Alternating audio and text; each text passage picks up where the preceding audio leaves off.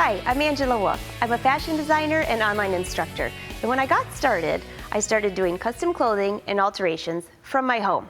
So if you're thinking about making a little money sewing, I want to give you some tips. It's really not that difficult and you don't have to spend that much money. To get started, you really need to get a business license. It's not very expensive, $10, $15 from your local agency. You'll need to set up a bank account. And once you grow, you can get an LLC, which is more expensive. But to get started, just get the basics. Two other really important things you need to do is if you're going to work from home, go check with your zoning commission to make sure that you're allowed to run a business out of your house. If they say no, you can always go and ask permission.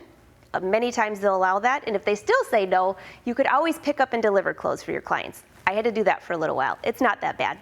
The last thing you really need to start is insurance.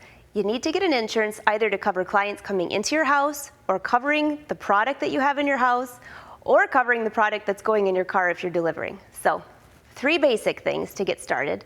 And as far as tools, I started with just a basic sewing machine, a basic serger, an iron, and just some basic sewing tools. That's it. Don't spend a lot of money. The really big thing that you should try to save money up for is a really good mirror, maybe a wider one. A wider one that you can actually see the client while you're pinning. So that's what I would waste my money on, or not waste, but use it for. So when you're getting started, how is anybody going to know what you're doing? Well, first of all, nowadays you have Facebook, you have Instagram, you have the social media where you can post photos, you can make offers to people. I'm starting a business. Word travels a lot faster than when I started. And the other thing is, don't forget about just going around to some local shops, give your business card and say, hey, I do alterations now. I'll pick up and deliver or set up a time to go meet at their store. There's so many ideas. So hopefully that'll help you get started on this whole thing. But I want to show you, if you're going to work with clients, how to do this. So my friend June came here, and this is really important. When you're going to work with the public, most of the times you're not going to know who they are, so it's somebody that maybe you haven't met, and there are professional ways to run your business. Number 1, if you're going to work out of your home, make sure your house is tidy, and no smoking. Absolutely no smoking in the house, because it can get on their clothes. The other thing is make sure that if you have pets and animals, many people are allergic, so make sure that those are away too. You just want to give a good impression. It is professional. So I just want to give you some tips on fitting your client. So here's June, and notice how she's standing. When you're measuring a client, whether it be for custom clothing or even altering her clothes, if they don't stand perfectly straight, so June, I'd like you to stand straight and put your shoulders back. Now, don't act awkward, just like stand normal. Many times you'll see a client that kind of arches her back like this, or they lean over, they want to follow what you're doing. Like for example, if I were down here hemming June's pants and she's following, it's shortening her pants. So these are little tricks to look for, because once you hem their pants too short, they won't be coming back. So here's her shoulders. It looks like she's pretty relaxed. How about her arms?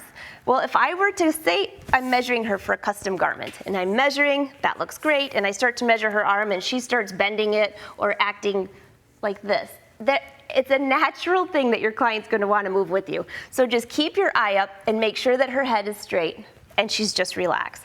So you'll be able to measure just simply like that.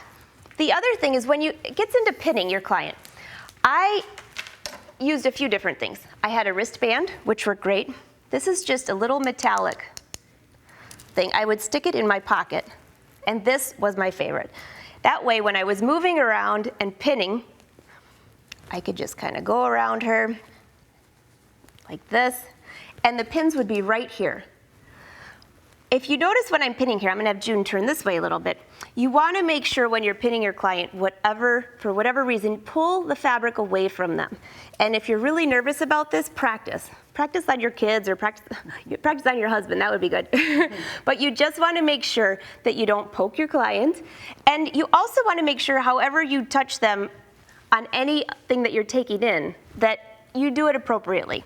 So just measure it. Now this is exactly what I was talking about the mirror. My first mirror, I worked in a small condo, and I had a custom mirror made that went right behind the front door. And it was probably this wide. Why would I want one that wide? Because when I'm pinning her, I need to look around her and make sure when I pin this side, what happens to this side? And I have to see, whenever you start pinning your client, things change. So that's one reason. I have a mirror to the left just to show you what you don't want. Those would be your first opinion to get. Number one, it's not high enough. And number two, it's so narrow that if I tried to see around June, I wouldn't be able to see past her head. So that's just another tip. So that's pretty good. Now, one more thing with June. She looks great. You want to be very professional as far as how you dress, how you treat her, maybe offer them a cup of coffee, and also be very professional on your billing.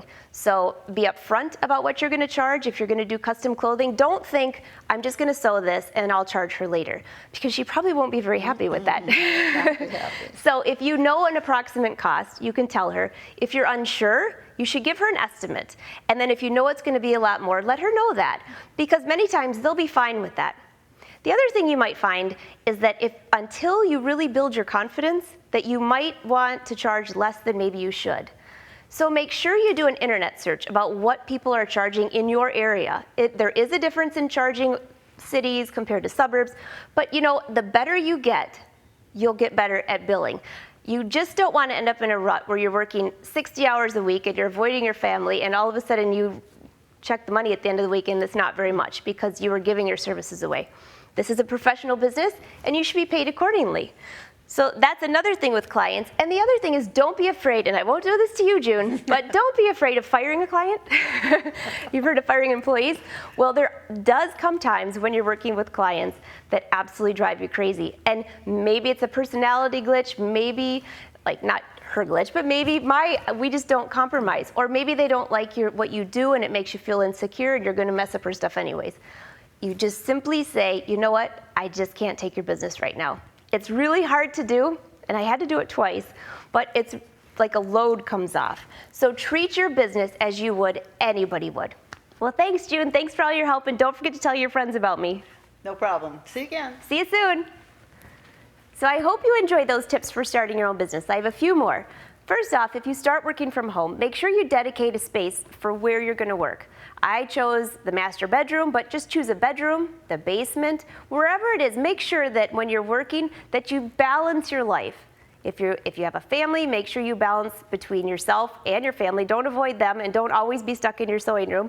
And the other thing is, if you're single, give yourself a break. Don't forget, if you don't have time to read a magazine, something isn't right. So a few more tips for starting your business. As you grow, I started just doing custom apparel, and then I added alterations, mostly out of the demand of my clients that they wanted things to fit because I had spoiled them with the custom clothing.